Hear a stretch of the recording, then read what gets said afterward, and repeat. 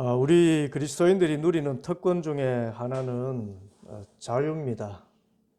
그런데 이 자유를 방해하는 것이 있습니다. 그 가운데 하나가 악령입니다. 그런데 우리는 악령에 대해서 잘 모르는 경우가 많습니다. 이 악령은 혹은 귀신이라고도 하죠. 엄연한 실체인데 우리가 그 존재를 무시하거나 잘 알지 못해서 악령에게 당하는 경우가 많습니다. 그런데 이 악령은 오로지 예수 그리스도의 이름의 권세와 보혈의 능력으로만 물리칠 수가 있습니다. 그리고 예수님의 이름으로 물리치면 반드시 쫓겨납니다.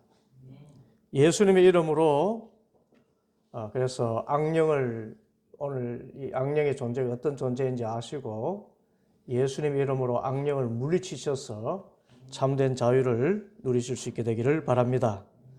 이 세상을 움직이는 네 가지 힘이 있어요. 이 전체 이 우주를 움직이는 네 가지 힘, 또 역사를 움직이는 네 가지 힘이 있습니다. 그래서 물리적으로 하나는 중력이라 그럽니다. 중력, 물체 사이에 당기는 그런 힘. 이 중력이 우주를 지탱하고 운행하는 하나의 힘입니다. 그리고 자연에도 힘이 있어요.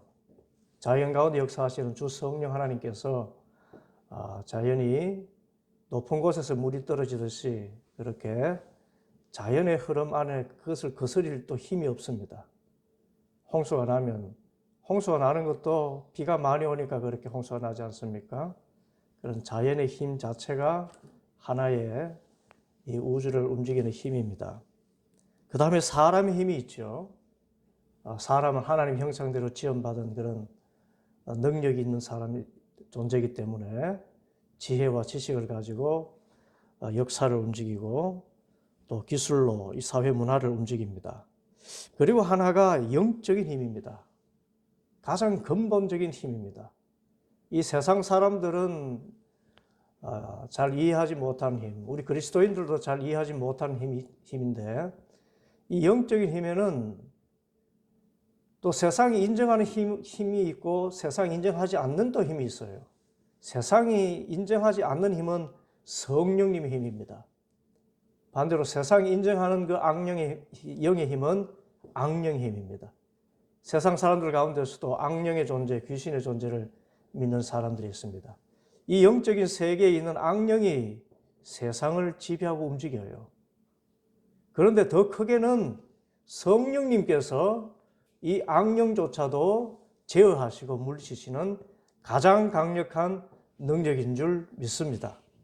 그래서 이 악령의 힘, 악령은 이 귀신이라고도 하는데 우리 삶의 다툼과 고통이 있는 것은 그 배후에 악령의 역사가 있는 경우가 많습니다.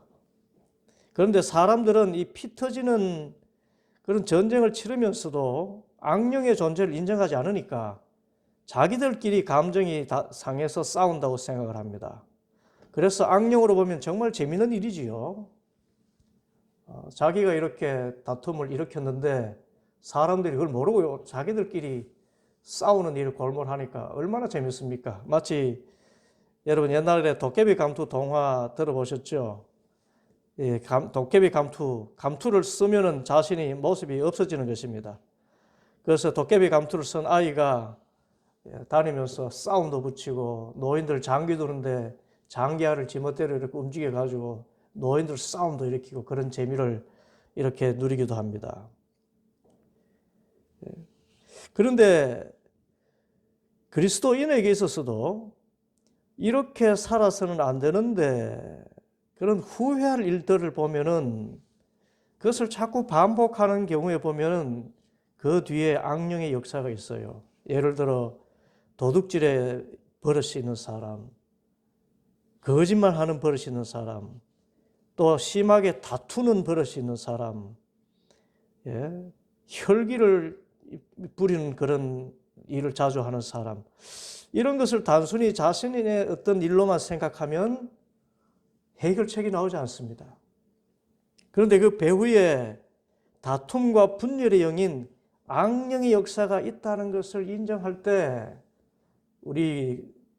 특별히 우리 그리스도인들은 그것을 해결할 지혜와 힘을 얻게 돼요.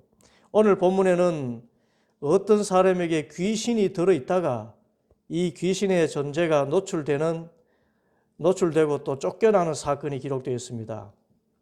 예수님께서는 이제 4명의 제자를 얻으셨지요. 베드로와 안드레, 야고보와 요한입니다. 그렇게 이 제자들을 데리시고 갈릴리 호수 서북쪽 해안에 있는 가버나움이라는 도시로 가셨습니다.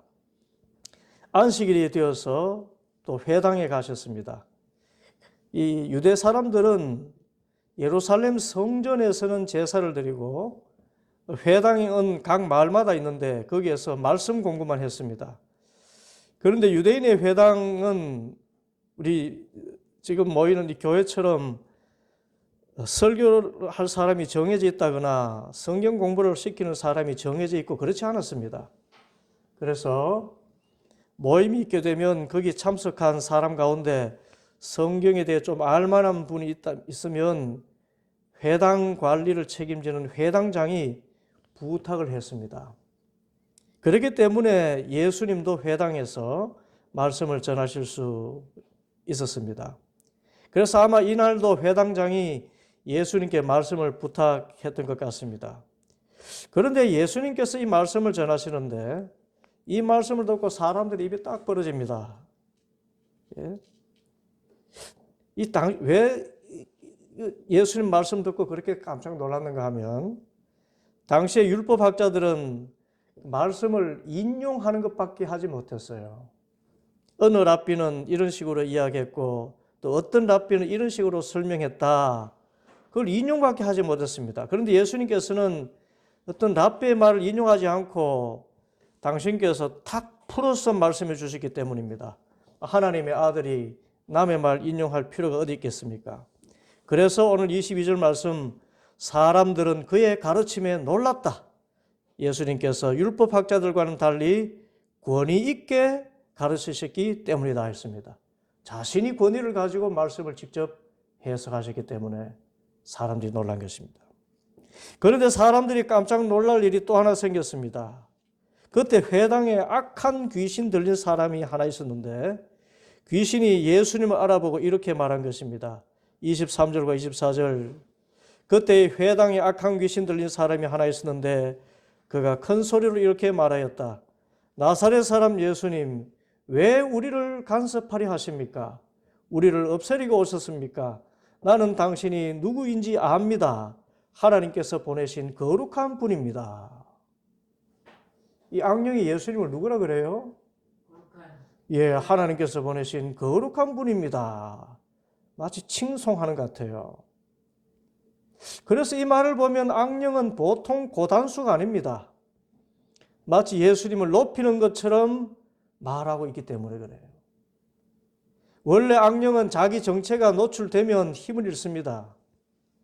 우리가 성내고 다투다가도 이거 악령의 역사구나 깨닫는 경우가 많습니다. 그 악령의 역사를 깨닫기만 해도 벌써 악령은 힘을 잃고 다툼이 멈추게 되는 것을 경험합니다. 그래서 악령은 예수님의 존재를 인정하는 것으로 피할 길을 찾은 것입니다. 예수님은 하나님의 거룩한 분입니다. 이렇게 예수님을 칭송하는 듯 하면서 자신이 쫓겨날 것을 이렇게 피하고자 했던 것입니다. 그러나 예수님은 이런 악령의 그 술수에 넘어가실 분이 아닙니다. 악령이 감히 쳐다볼 수도 없는 높은 영적인 차원에 계신 분입니다. 그래서 25절과 26절 예수님께서 그를 꾸짖어 말씀하셨다. 그 칭찬하는 그 악령을 꾸짖으셨어요. 그 악령의 술수를 알기 때문에. 입을 다물고 이 사람에게서 나가라. 그래서 악한 귀신은 그에게서 경련을 일으켜 놓고서 큰 소리를 지르며 떠나갔습니다. 그래서 사람들이 다시 한번 입이 딱 벌어진 것입니다. 27절 사람들이 모두 놀라서 이게 어찌된 일이냐. 권위 있는 새로운 가르침이다. 그가 악한 귀신들에게 명하시니 그들도 복종하는구나 하면서 서로 물었다 그랬습니다. 그래서 예수님에 관한 소문이 갈릴리 주위의 온 지역에 곧 퍼지게 되었던 것입니다. 이것이 귀신을 쫓아내신 마가복음에서는 첫 번째 기록입니다. 우리는 이 사건과 관련해서 이 악령에 대한 몇 가지를 알아야 됩니다. 이 귀신에 대해서 알아야 돼요. 그래서 귀신을 물리칠 수 있어야 됩니다. 첫째, 악령은 하나님을 대적한다는 것입니다. 누구를 대적해요? 하나님 대적해요. 이 악령, 이 귀신, 또 사탄, 이것이 어떻게 생겨났는지 성경에 분명히 나와 있지는 않습니다. 그런데 성경 말씀을 종합해 보면 이 악령의 존재를 파악할 수가 있습니다. 악령은 원래 하나님께서 당신을 수종 돌도록 만드신 천사였습니다. 그런데 천사 가운데 하나가 하나님께 불순종하고 거역하기 시작했습니다. 왜냐하면 하나님은 천사든 사람이든 하나님을 거역할 수도 있는 자유까지 주셔서 지었기 때문입니다. 그래서 그 자유를 가지고 천사가 하나님을 대적했어요. 그래서 처음 하나님을 대적한 이 천사를 우리는 사탄이라고 부릅니다. 그런데 이 사탄은 다른 천사들도 부추겨서 수많은 천사들이 하나님께 불순종하고 거역하는 무리가 되게 만들었습니다. 이 무리들을 귀신이다, 악령이다, 악신이라고 부르는 것입니다. 이 악령들은 그래서 한마디로 하나님을 대적하는 무리들입니다. 누구를 대적해요? 하나님을 대적해요. 우리는 하나님의 다스림 안에서 자유를 누리는데 악령들은 하나님 대신 우리 삶을 지배하려고 합니다. 하나님을 대적하기 때문에. 그렇기 때문에 우리가 예수님을 믿어보려고 하고 또 예수님을 통해 하나님을 알게 될 것 같으면 별별 수단을 다 써서라도 못 믿게 만드는 것입니다.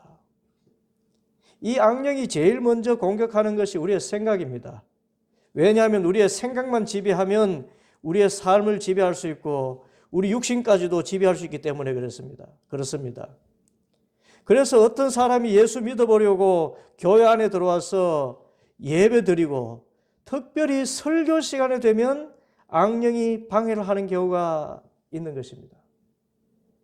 설교가 귀에 들어오지 않게 하고 설교할 때 딴 생각하게 만들고 또 설교자의 말이 끝나기 무섭게 반발하는 마음을 심어줍니다.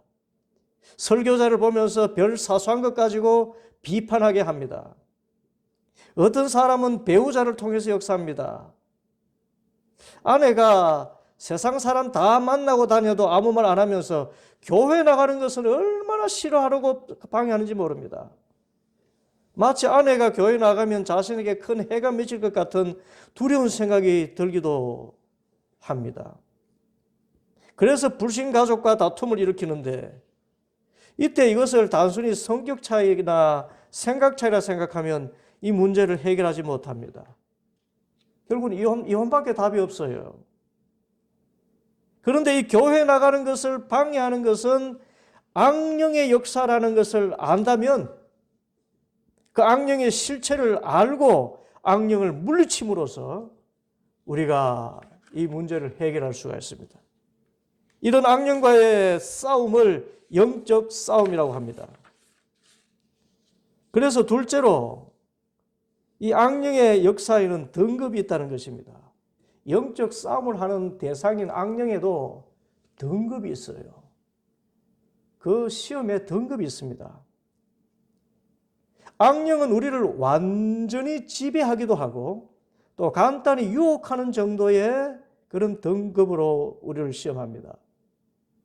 악령이 역사하는 등급 중에서 가장 강한 역사가 성경 마가복음 5장에 나오는데 마가복음 5장에는 그라사의 광인이 등장합니다. 이 그라사에 귀신 들린 이 사람은 쇠사슬로 묶어 놓아도 그것을 끊어버리는 괴력이 있고 무덤 사이에 살면서 밤낮 소리를 지릅니다. 먹는 것도 없어요. 그런데 힘이 장사입니다. 그리고 뾰족한 돌멩이를 가지고 자기 몸에 상처를 냅니다. 이것은 악령에게 완전히 잡혀서 중추신경을 비롯해서 영적으로, 정신적으로, 육체적으로 지배를 받고 있는 것입니다.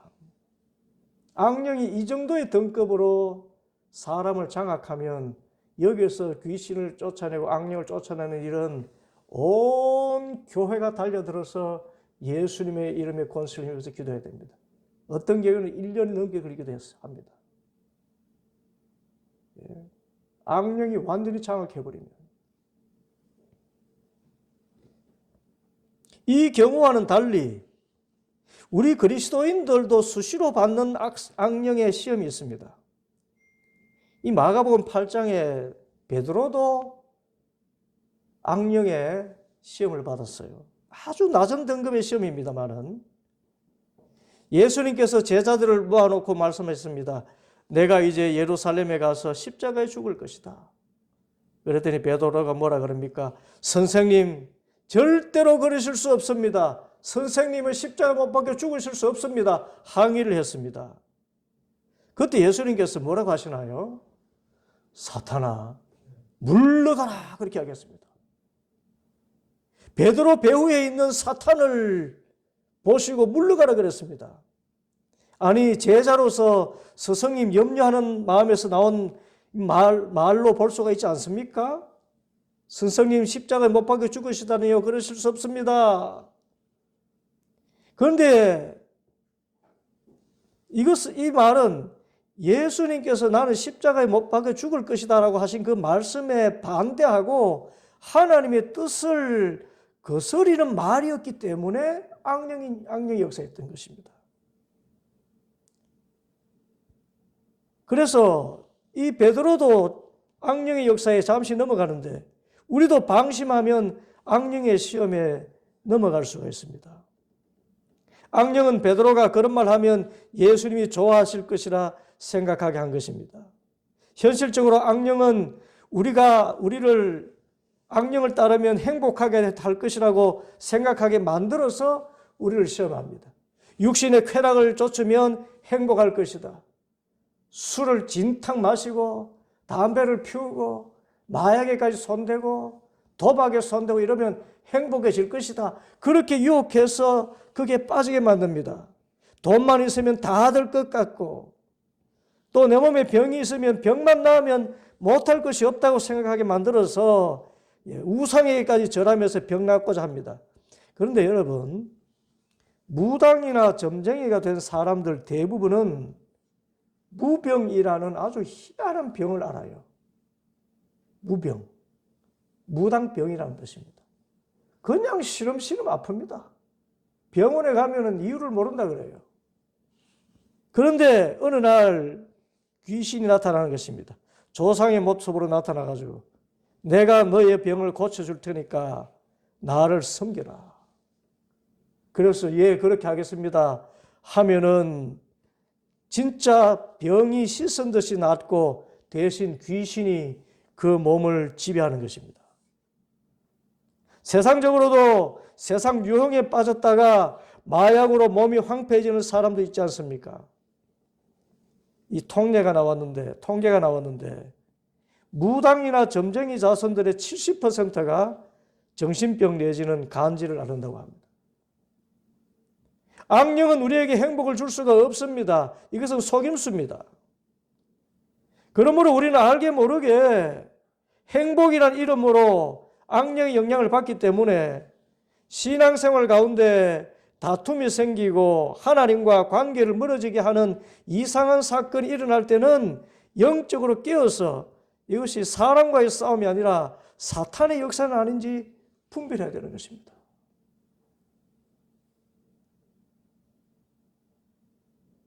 예배를 앞두고 다툼이 생기고요. 주일을 앞두고 다툼이 생길 때 사람 마음을 갈갈이 찢어놓는 그런 사건이 생길 때 이것은 단순히 사람의 일이 아니고 이 악령의 역사가 있겠구나. 그것을 깨달으면 그 문제가 이렇게 해결이 됩니다. 깨닫는 순간 악령은 힘을 잃어요. 내 정체가 타로났구나. 그리고 세 번째, 악령은 싸워서 물리쳐야 한다는 것입니다. 어떻게 물리쳐요? 싸워서 물리쳐요. 베드로전서 5장 8절 9절 말씀, 정신을 차리고 깨어 있으십시오. 여러분의 원수 악마가 우는 사자같이 삼킬 자를 찾아 두루 다닙니다.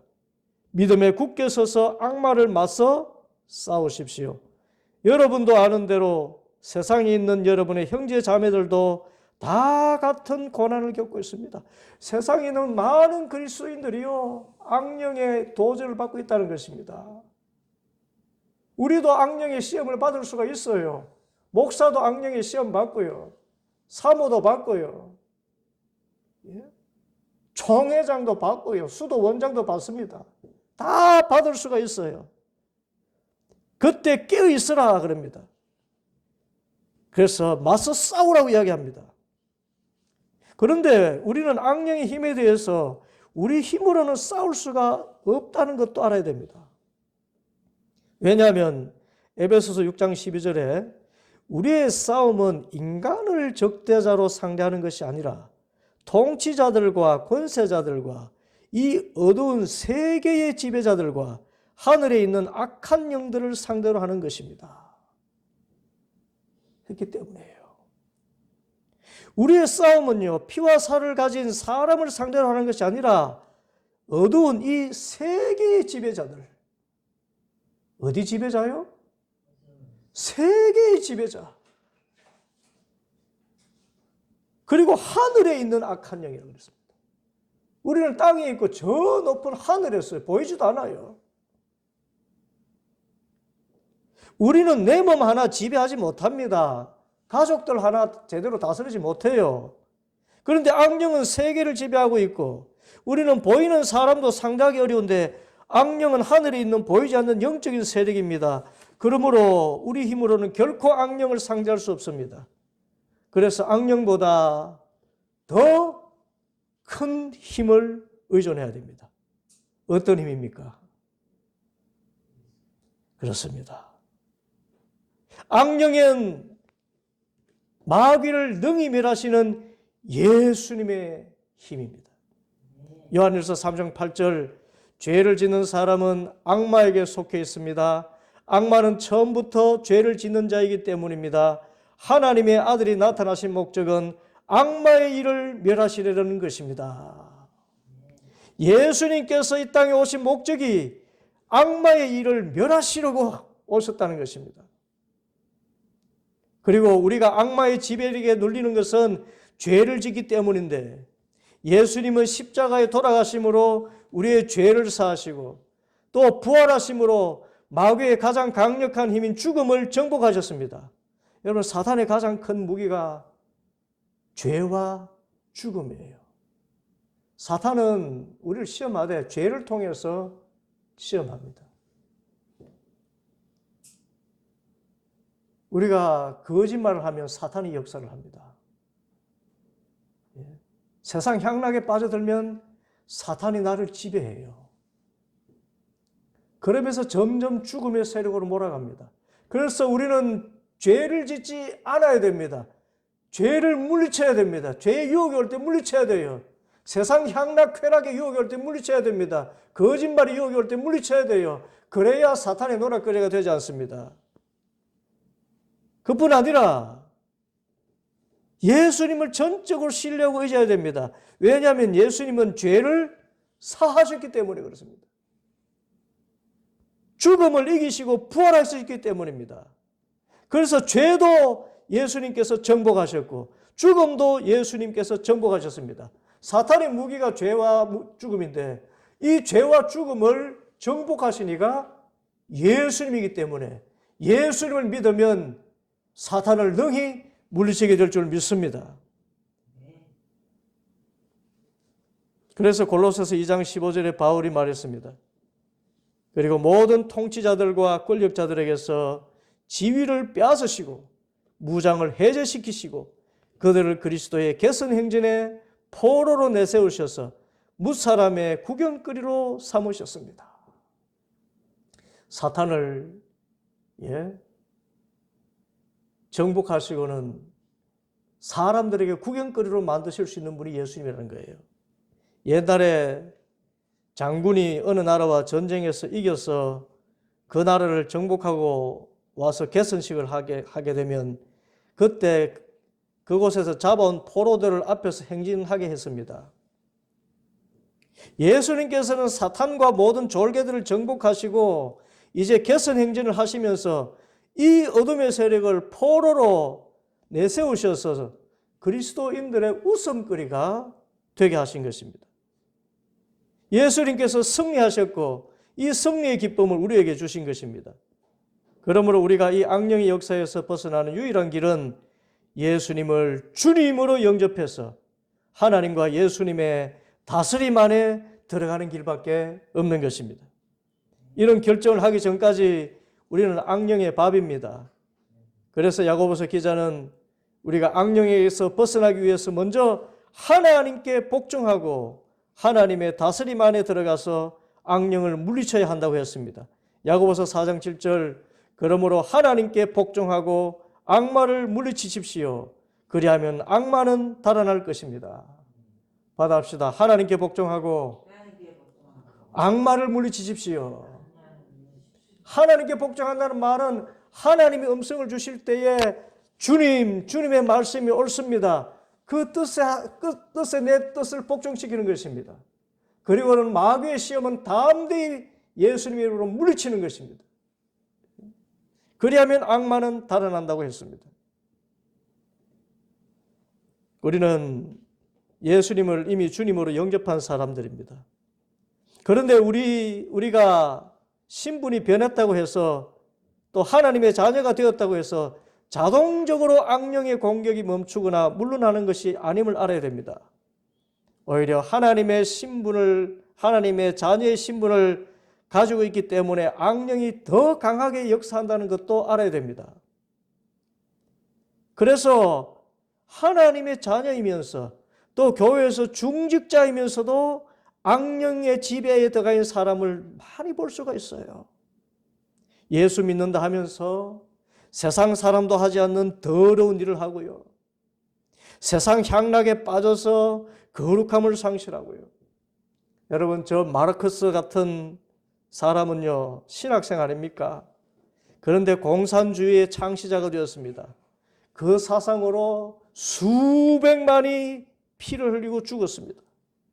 악마의 화신이 된 사람들이 많습니다. 그러므로 우리는 악마의 일을 분별하고 악마와 싸워야 됩니다. 내 힘이 아니라 예수님의 권세를 힘입어 싸워야 됩니다. 진리로 싸워야 됩니다. 요한복음 8장 32절 그리고 너희는 진리를 알게 될 것이며 진리가 너희를 자유롭게 할 것이다. 우리를 자유롭게 하는 것은 길과 진리이신 예수님밖에 없는 것입니다.